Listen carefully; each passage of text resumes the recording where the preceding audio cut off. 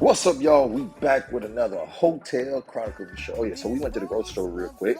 We go to Aldi's. We know Aldi's got good food and they got good prices. So we say, we gonna spend $20 in here. But nah, I surprised myself. I outdid myself. $10.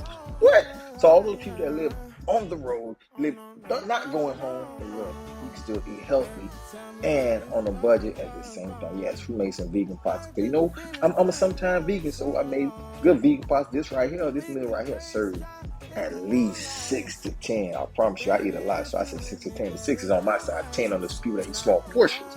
Check it out now. We got some mushroom, we got some spinach, and we cooked it down with some coconut milk, man. Coconut milk with everything tastes good. You hear me? Coconut milk, man. But look, make sure y'all go try out this recipe right here, man. Little coconut milk, little sweet peas, a little bit of this and a little bit of that, and dang, you get this. Look at that.